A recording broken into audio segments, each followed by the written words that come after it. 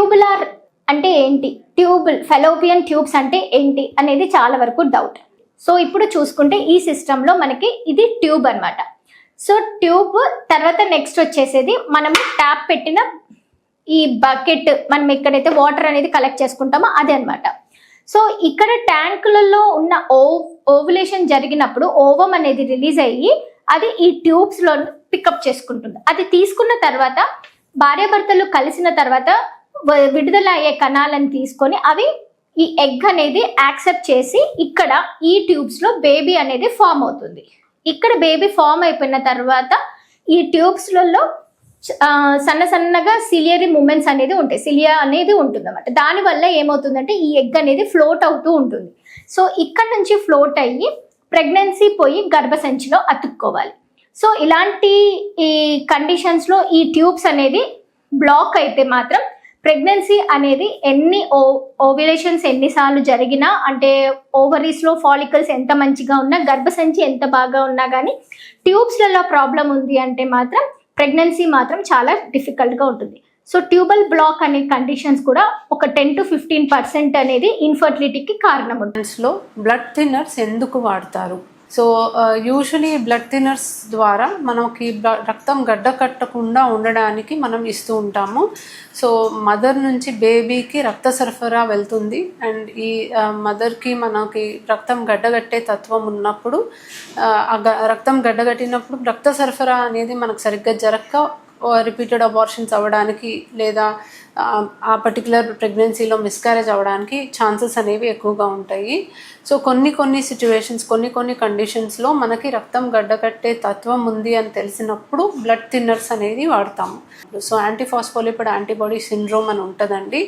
ఈ సిండ్రోమ్ ఉన్న వాళ్ళల్లో కొన్ని యాంటీబాడీస్ ఉంటాయి బాడీలో, అండ్ ఈ యాంటీబాడీస్ ఉండడం వల్ల రక్తం గడ్డగట్టే తత్వం వాళ్ళకి ఉంటుంది. సో ఎప్పుడైతే వీళ్ళకి ప్రెగ్నెన్సీ వస్తుందో ఇది యాక్టివేట్ అయ్యి దానివల్ల రక్తం గడ్డగట్టినప్పుడు మనకి రక్త సరఫరా బేబీకి అందక అబార్షన్స్ అవ్వడానికి ఎక్కువ అవకాశం ఉంటుంది.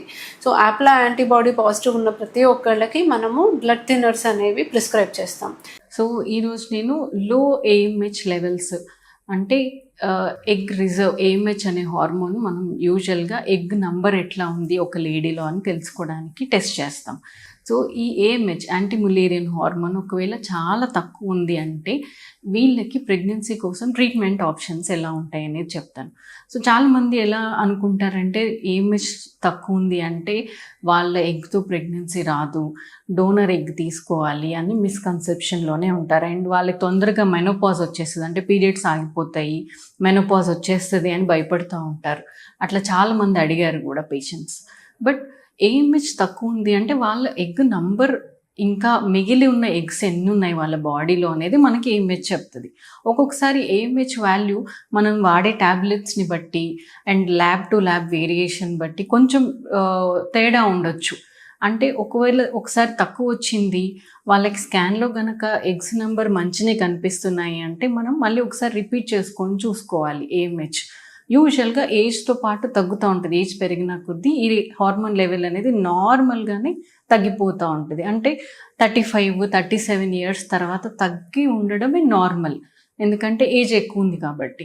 గర్భసంచి వాపు ఉంది, మరి ప్రెగ్నెన్సీ రావడంలో ఇది ఏమన్నా ఎఫెక్ట్ చేస్తుందా అని మనం చూసినట్టయితే అడినోమయోసిస్, దీన్ని వాడుక భాషలో గర్భసంచి వాపు అంటూ ఉంటారనమాట. సో ఈ అడినోమయోసిస్ కండిషన్ ఎప్పుడైతే ఉంటుందో అలాంటి వాళ్ళలో మనకు ప్రెగ్నెన్సీ రావడంలో డిఫికల్టీ, అంటే ఎంబ్రియో పిండం అనేది న్యాచురల్గా ఫామ్ అయినా కూడా అది గర్భసంచిలోకి వచ్చి అది ఇంప్లాంట్ అవ్వడంలో ఇబ్బంది ఉంటుంది. అండ్ కొంతమందిలో ప్రెగ్నెన్సీ కన్ఫర్మ్ అయ్యాక కూడా మిస్క్యారేజ్ అంటే అబార్షన్ అవ్వడానికి ఛాన్సెస్ కూడా ఎక్కువగా ఉంటాయి అన్నమాట.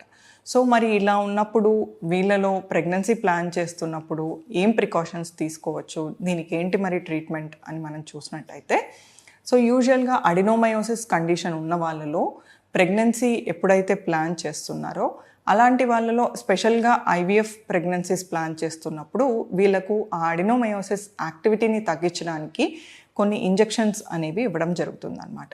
సో ఈ ఇంజెక్షన్స్ ద్వారా అడినోమయోసిస్ యాక్టివిటీని కొంచెం కంట్రోల్ చేసి తర్వాత మనం ఎండోమెట్రియం పొర బాగున్నప్పుడు ఎంబ్రియో ట్రాన్స్ఫర్ అనేది ప్లాన్ చేయడం జరుగుతుంది.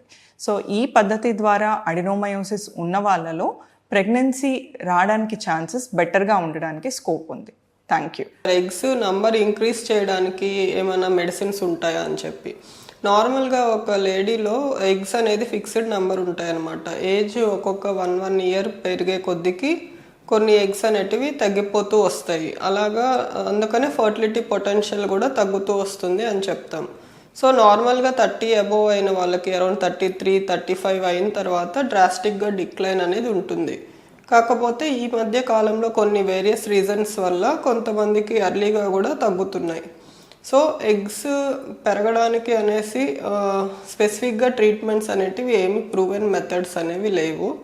Normal healthy life style, healthy diet maintain చేస్తుంటే ఆ డిక్రీజ్ అనేది కొంచెం స్లోగా వస్తుంది, కానీ ఆల్రెడీ తగ్గిపోయిన వాటిని పెరగడానికి మనకేం ట్రీట్మెంట్స్ ఉండవు.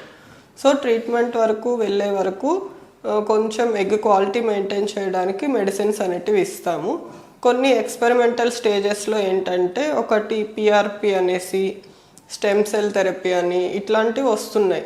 వాటిలో ఏంటంటే స్కాన్ వైస్ చూసినప్పుడు ముందు ఉన్న ఎగ్స్ కంటే ఓవరీలోకి డైరెక్ట్గా PRP కానీ స్టెమ్ సెల్స్ కానీ ఇంజెక్ట్ చేసి ఒక 2-3 మంత్స్ తర్వాత చూసినప్పుడు కొంచెం ఒక 2-3 ఎగ్ నెంబర్ అనేది పెరిగినట్టు కొన్ని ఎక్స్పెరిమెంట్స్ అనేటివి జరుగుతున్నాయి, కానీ ఏవి కూడా ప్రూవెన్ మెథడ్స్ అనేవి లేవు.